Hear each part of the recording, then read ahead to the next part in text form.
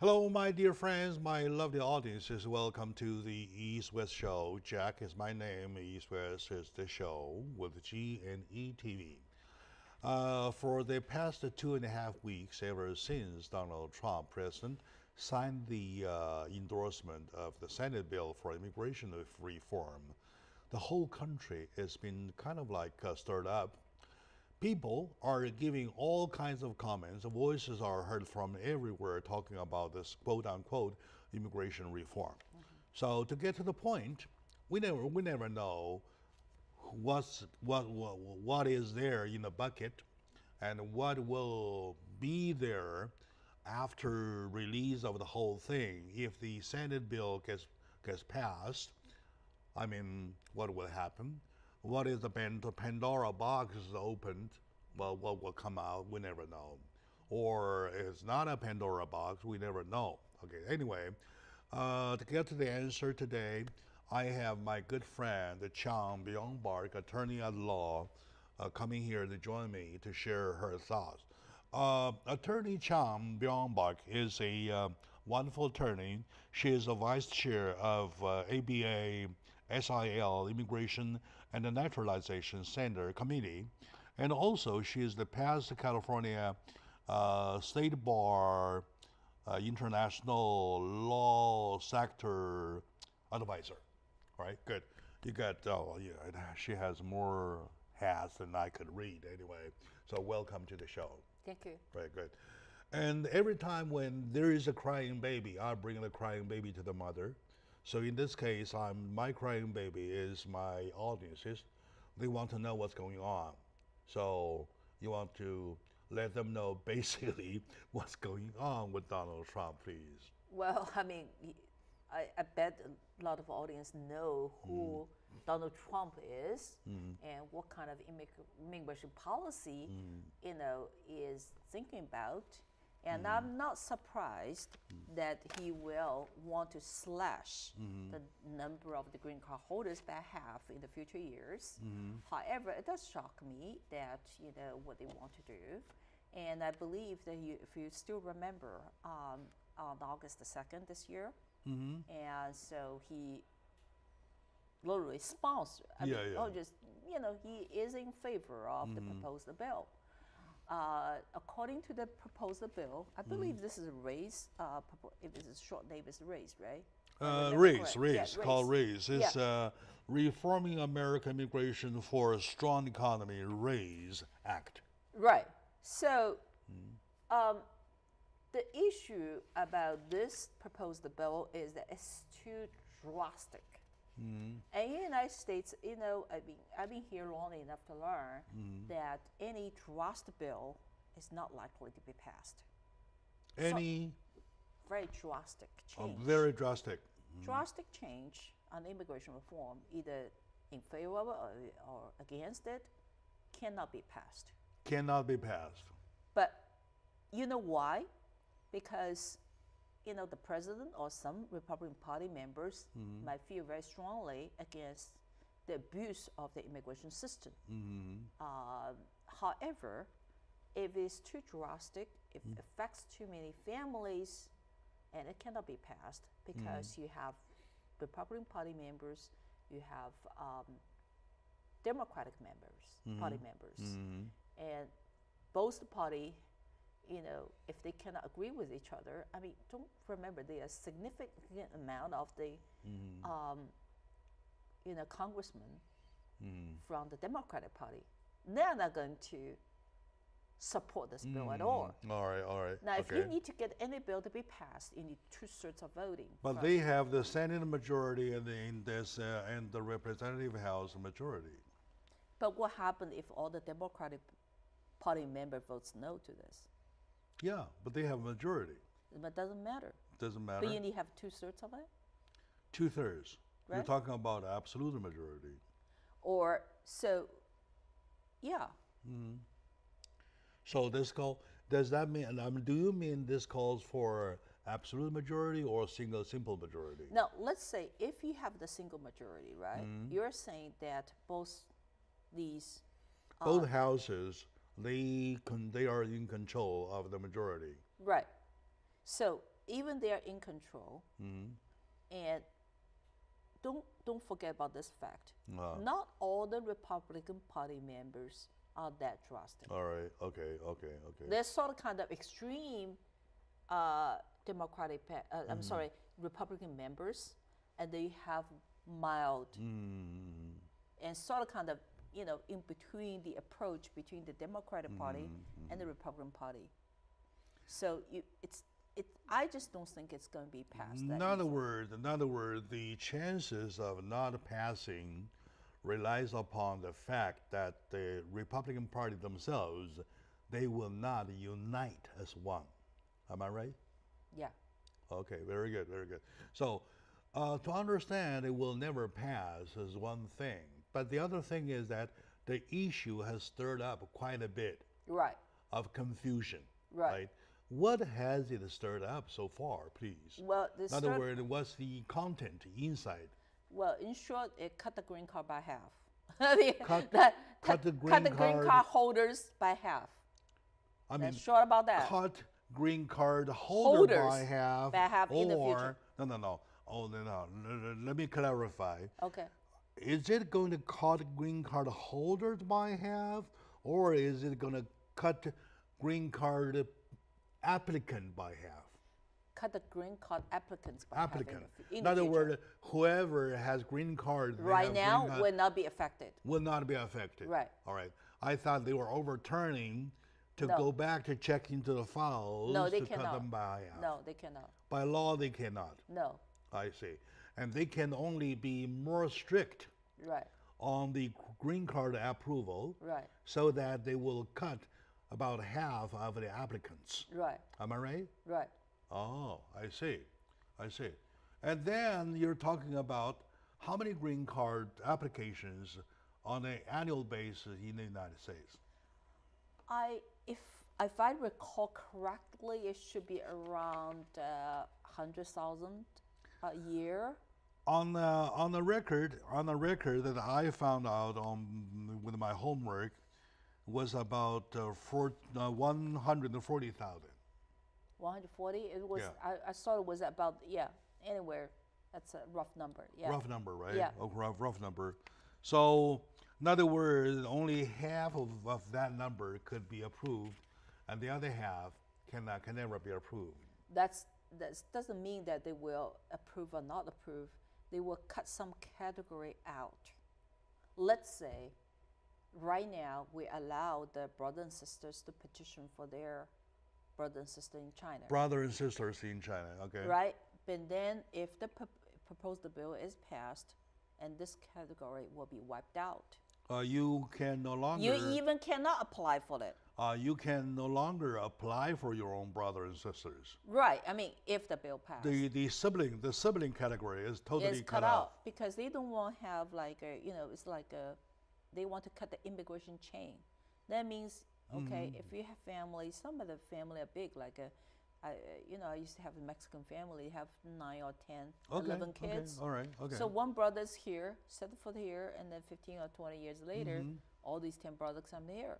And the brother, then they have their so the families, and they figured out, rather pick the ones that, can contribute to the United States on a merit basis, rather than just, because he's related to somebody. It's not a direct relative either. So they're saying we still protect these category, like a spouse petition each other, and the green card holder, U.S. citizen petition for the minor and married child, means under 21, not married.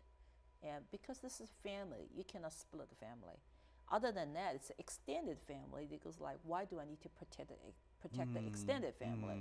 It's not of American interest. I see. So that's what they're doing. And then also there's one category, I believe, that called the diversity lottery or lottery diversity. The lottery, yes. So they're picking up the people from all over the world, and they look at it. So these countries, some of the countries from the lottery countries, lottery visa countries, they figured out that they really do not sort of kind of contribute that will be cut off also? That will be cut off as well. So instead, they're going to say, well, why don't we borrow the successful experience from Australia, Canada, New Zealand, then they can immigrate. Well, what they do is that they allow certain immigrants come to this country, but based on the merits.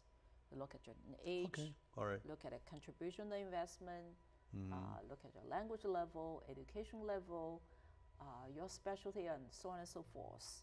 They come up with a number. I see. All right. But when you come up with a number, it doesn't mean you will get a green card. That means you are eligible to apply. All right. And I can approve it. I cannot approve it. Right. So today, my friend, I have my good friend Chang Byung-park, attorney at law, join me in talking about Donald Trump, his immigration. As you can see, Donald Trump / immigration and how they are related. So let's take a very short moment out. When we come back, we'll find out what exactly it will impact our economy. So stay with us.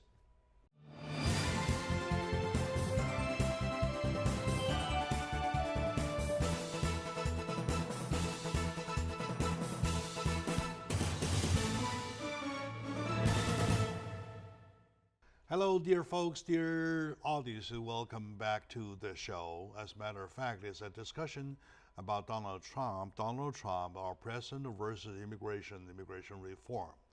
We understand back about on the 2nd of August, Donald Trump has endorsed the Senate bill for quote unquote immigration reform called the Reforming American Immigration for a Strong Economy, the RAISE Act. Right. Today, joining me is my good friend Chang Byung-park, attorney at law, to share her thoughts. Right. We understand that Donald Trump, our president, is doing this under a big excuse or reason to push back the economy. How does it relate to the economy? Will it really push up the economy? As your take, please? Well, I'd just say his intention is to make the American great, right? So the approach is extreme. And so I don't mind that the United States government cut out the low-skill immigrants. However, but we do need to have, I'm not an economist, so before I say yes or no to certain kind of bill, I would say I need the data from economists and tell me that which category is better. Should we cut off the unskilled workers, or we should cut off the skilled workers, or we should, what do we need to do? What kind of people do we need? So if they can inform me in an intelligent way, then I can tell what should I do. Otherwise, I really cannot tell you. For example, a lot of Americans do not work in the farms, do not work on the construction field. You see all the immigrants out there. They really fill the gap of the employment. That means these work are never done by the citizen. They don't care about it. All right. So I don't know if you cut out these people, that means good for us or not. I think I will need to pay more when you go to restaurants, or you need to, buy the farm products. So it's a complicated issues, and I do believe, and then before they pass this bill, and they should inform the congressman and congresswoman about the real economic consequences before they went on the vote on this issue. All right, okay. I want you and my audiences to understand a little better about my take, okay, where I stand. I have no problem if somebody straightens the immigration rules, the prerequisites, call it that way, right? So I have no problem with them being picky for good people, not bad people. So you mean you prefer the good immigrants? Yes. And yeah. to the the bad good people only. To good people only. True. You may be low skilled. You may be not that good. It's okay. However, versus those who have committed crimes, even misdemeanor is still a crime, right? Am I right? Right. Misdemeanor is still a crime. Right. Who lies to the immigration system, who submit a false paper to the immigration system, who submit the fake asylum request to the system, right? That I have a problem, a big problem, right? So to be more strict on that, I give thumbs up.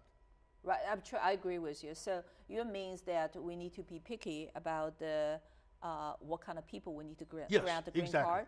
So we don't want criminals in this country. We don't want crooks to be in this country. Somebody claimed that they got punished for giving birth to the second child in China. Right. As a matter of fact, it's okay now. But no. I have to correct you here. All right. I don't want to get involved with whatever the politics, whatever it is. However, the second child, the law that allows you to have second child didn't pass until recently. So whoever. Okay, forget that part. Forget that. I'll give you another example. Right. All right. I'll give you another example. Right. A guy came here as a Buddhist. Right. I know everybody knows he's a Buddhist. Right. Okay. Now applies for asylum for a punished or Christian or something like that, right? And then I think that's a joke. That's a joke. Well, and the joke was proven a joke because the attorney who handles the paperwork submitted his works on Buddhism to the immigration. And the case was denied almost right away. Right. Give me a break. You're a Buddhist and you apply for asylum for a Christian. Well, this is something I have to the kind of thing I really hate. Well, let me say that in front of the audience. So we call it one bad apple ruin the whole basket. All right. So you have one or two dishonest people, or some of the applicants are not dishonest, some of the lawyers are not dishonest. I mean, we read the news, one of the lawyers in New York was arrested, but doesn't mean all the lawyer does that, because I hate it when it comes out, because it affects the image of immigration lawyer. The people will thought, oh, if you're an immigration lawyer, that means you create the paper for them. No, I have to correct it. And in front of the camera and tell the audience that's. But for these people, yes, you cannot do this. You cannot claim you're persecuted. In order to punish, I not only agree to punish the applicant of such, but also I agree to punish the attorneys of such. Right, true. That's true. That's so because they help their clients lie to the system, they together deserve punishment. Right. For that part, if Donald Trump want to tighten it, I give thumbs up. Yes, I agree. Go ahead, do it. I agree with you. Yeah, go ahead, do it. Yeah. Right. And okay, anyway, my dear friends, today, let's take a break and we'll come back to talk about it, because there are lots of issues there. EB5, we want to come back to talk EB5. So, my dear audience, today with me is my good friend, attorney-in-law, Chang Byung-Park. She's a wonderful attorney. And by the way, she has a very wonderful personality that I like. She's a low-key person, and she is very intelligent, and she's smart. Of course, yeah.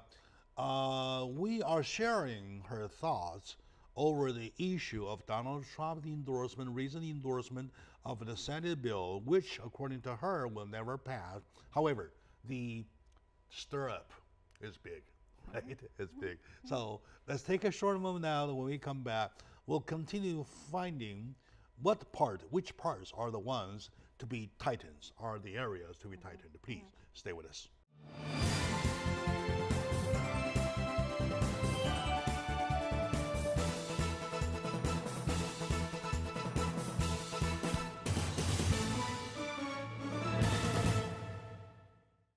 Hello, my dear friends, my lovely audience. Welcome back to the show, Jack Zhao, with my good friend, Chang Byung-Park, attorney-at-law. She is a super attorney. She is the vice chair of ABA-SIL,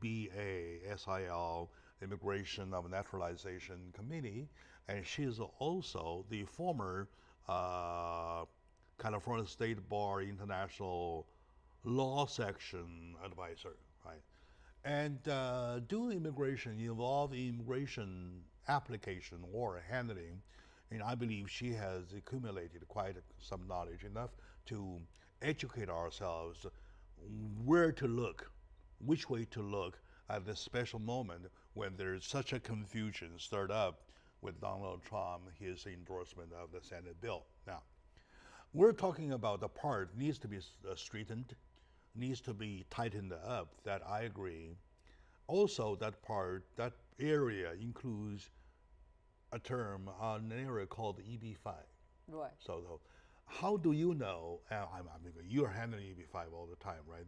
How much do you know this EB5 part can be tightened, please? Well, I mean, I have to correct a lot of information first. Yeah, I please. am an immigration lawyer, but I don't handle so many EB5. I see. Handle some. Fortunately, with the EB5 visa I handle, very straightforward, very successful. Don't have any problems. I see. But I do hear some, like Some wolf bad is news, coming. The yeah, bad yeah. news from my fellow colleagues, unfortunately.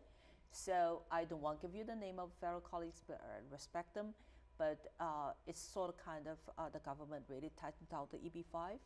And so on the one hand, they scrutinized the regional center because they don't want these regional center solicit the money on the fraudulent schemes. That means they solicit the money, they're not using the money on the project.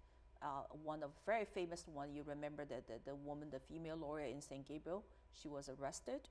And for taking the money for using the money on the other purposes. So, and sort of kind of, they started to check out and what's your problem.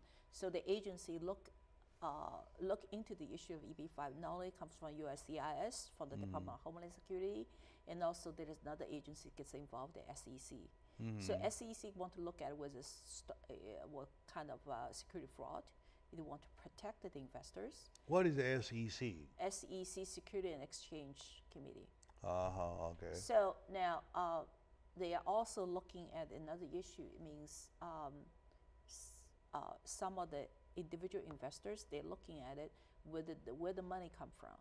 So one of the famous example is, remember there was one corrupted official's wife took the money and then applied for EB5, Zhao Shilan. Yeah.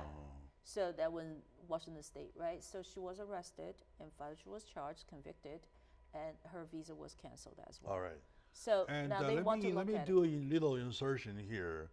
I especially have the problem of seeing the corrupted officials themselves or their family members coming here with their money to officially and perfectly get their EB5 approved to get away from for the punishment, for the punishment. Right. Yeah.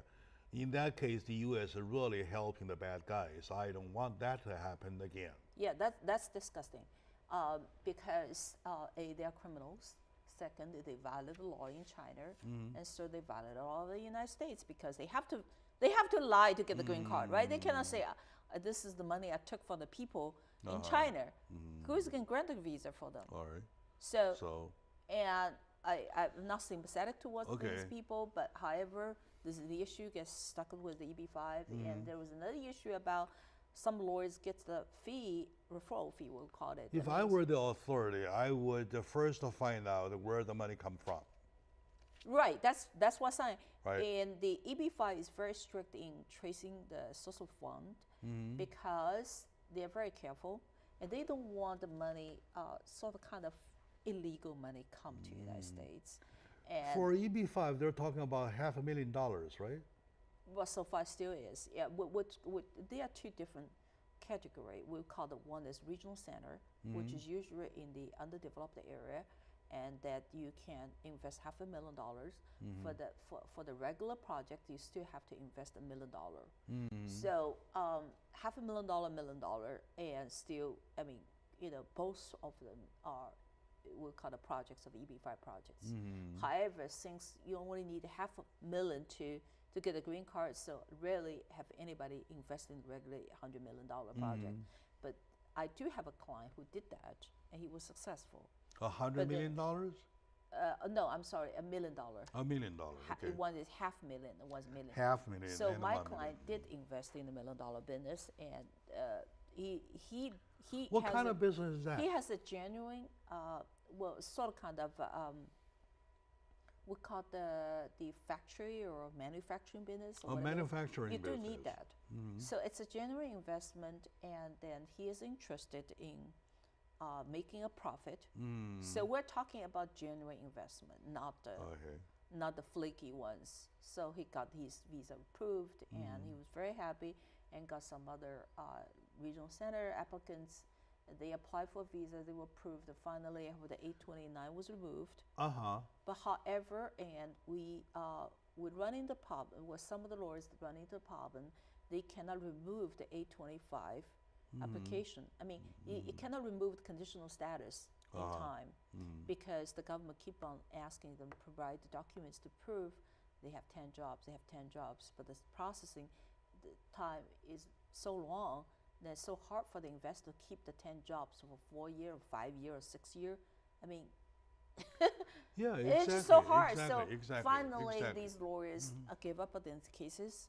And I heard a very bad story of some lawyers, EB-5 lawyers, had a lot of troubles, and they were punished by the SEC, and some of the lawyers had a problem with the clients and business. Okay. And he has to either say no to the clients, or they have to cut down the business on the immigration. All right.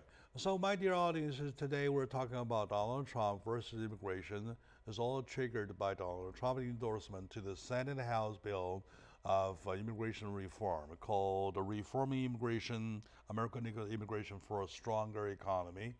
That's the RAISE Act. So with me is my good friend, Chang Byung-Park, attorney at law, wonderful attorney. We're sharing her knowledge with my audience. So stay with us. We'll be right back talking about EB-5. So far, we are on. Stay with us.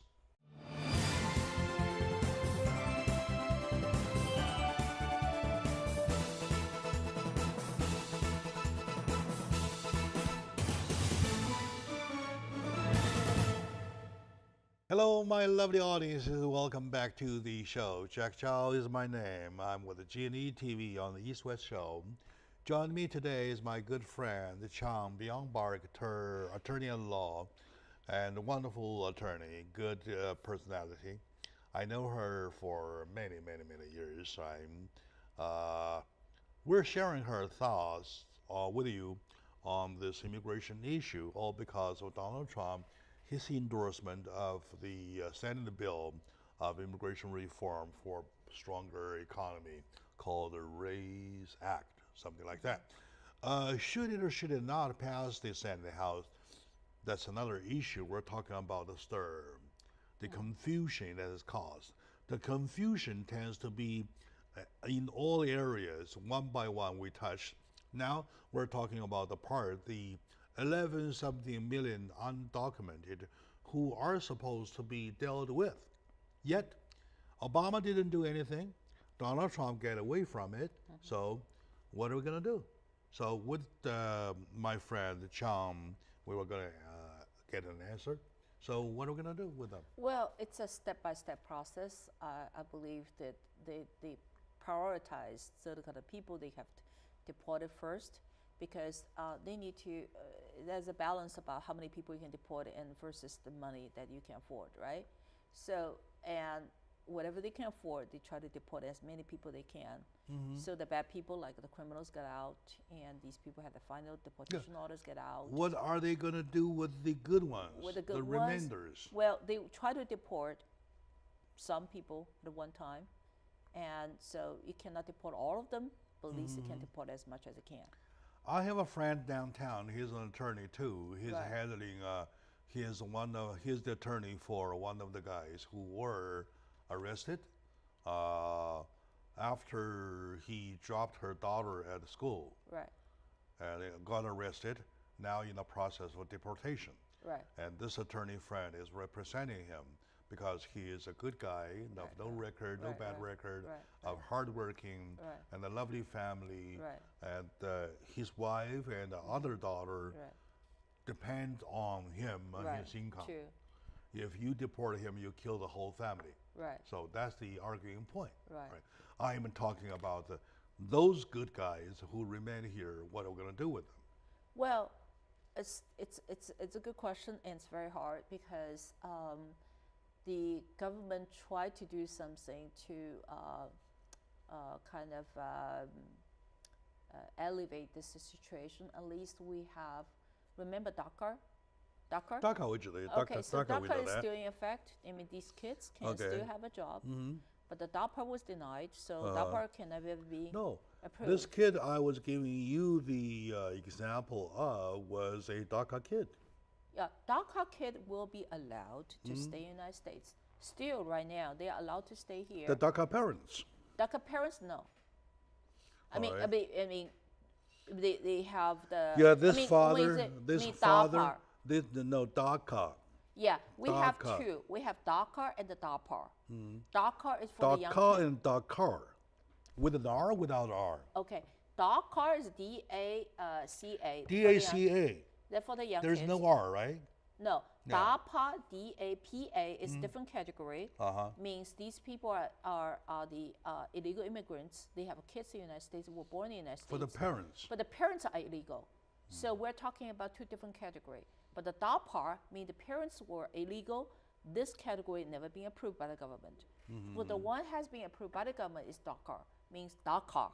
These young kids came here under the age of 16. They've been here for more than 5 years. For the parents, you're talking about DAPA. Yeah, DAPA. Okay, DAPA. So, and these issues come out all the time, and the government, have their preference over the young kids that, have been here for a long time, he being similar to the main culture, and they feel it's more acceptable to take these immigrants. Anyway, all I'm asking is that we deserve to see a law to handle the remainders. Right. Who are the good people. Right. Lawfully and justice, with the justice. Right. Right? Right. That is all we are waiting for. Right. And my point is that how come Obama didn't do anything? Donald Trump is not likely doing anything. So who is going to take care of that? Unfortunately, right now, nobody will take this issue. Nobody. Yeah, no it's bill is even created. No, it's a hot potato because you cannot deport, literally cannot deport the 110 million people from the country right away. And you cannot give them the legal status as well. Otherwise, you encourage more people to come here illegally. So it's sort of kind of caught in between. So what the approach of the government is do that I'm handling a lot of cases. The judge literally say, "Oh, we administratively close these cases." So we give them the work permit. That's what I'm doing right now. So renew the work permit like every year. They will come to your office, say, "I need my work permit." So I renewed it. So to give work permit to those good guys who remains within the 11 million people? If they're in the system, they are in the legal system. If these people never apply for anything, probably they won't get anything. I see. It's kind of they can apply through the legal system to get a work what permit? they can do if they have relatives or if they have some stuff they already applied for a certain kind of status. These people, the leftover means they are not eligible for each and every category. They're not eligible for anything. So there were some of the cases they're pending with immigration court because they filed a cancellation removal. But for these people who have never filed their application, they are in the quandary, a dilemma. They cannot leave this country because they figure out I want to stay here, and then they cannot. What's your take, by the way, of the sanctuary city and the sanctuary state issue? Well, that's very political. That's very controversial topics. And as an immigration lawyer, I cannot really say too much about it because if I say yes, then some people will say you're bad. If I say no, some people will say you're bad. But I just try to be factual to you. And it's an issue. For sanctuary cities, it means, let's say, Los Angeles, San Francisco, New York, or some of the cities, or Texas, and the Houston. These are the cities with big influx of the immigrants. And why the government, local government want to do this? Because they don't want to have a disruption into their life. Because suddenly if these people disappeared, and what are they going to do with that? And then also Houston is not a sanctuary city. Texas is not a sanctuary state. No. Let me say, let me stand corrected. I say Los Angeles, San Francisco, New York, Chicago probably, and Miami, right? So these cities have so many immigrants. They have to be realistic. They have to deal with immigrants. Does that mean the immigrants becoming the part of their economy already? That's part of their life, not only the economy. Okay, all right. So it's like, okay, what are you going to do? And if you deport all these people, is this realistic? Yeah, sure.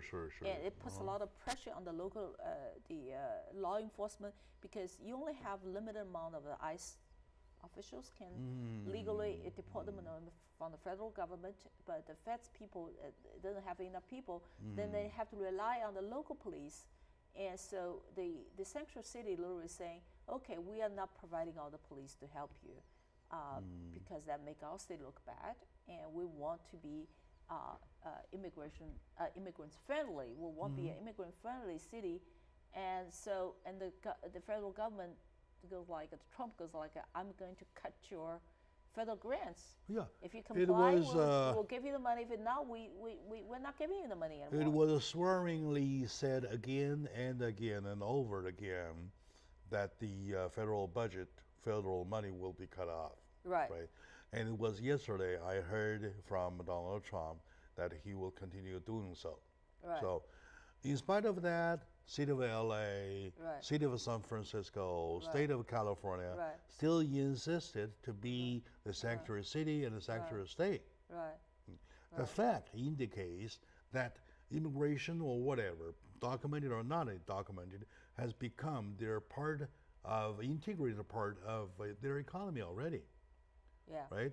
If you take it away of that, take that part away, it collapses. Well, something like that. I'm not an economist, but anyway, I'll just say there are so many immigrants in these cities. They play a very important role in our life and economy, and we have to do some economic analysis and on what kind of impact they have in our life. However, as we have discussed, we don't want some criminals stay here. But other than that, and what are we going to do with the sanctuary cities, because literally you're providing the better way for these immigrants. The only thing I worry about, if we allow these immigrants to be here and some other cities say no, and all these immigrants will swamp in these cities and the states. So it's kind of very difficult choice to make. As an immigration lawyer, I don't want to touch, I don't want to say it looks to me that we have come to an impasse, that we have no resolution of anyway. We don't have anything right now. We don't have any good resolution for the immigrants. I wish I have, but we don't have it. And so right now it does have certain kind of... well, let the facts remain. I recall that once I saw a film, there's a priest that has a quotation that I want to use. It says, "May God bless the hunter and the hunted." Right, yeah, true. May God bless the hunters and the hunted, all right? Okay. Now, my dear audience, thank you for watching. We're over time, but we still did a good job. And with my friend, Chang Byung-Bark, attorney at law, my appreciation for sharing your thoughts with my audiences. To my audience, thank you very much. May God bless the hunters and the hunted, please. Thank you.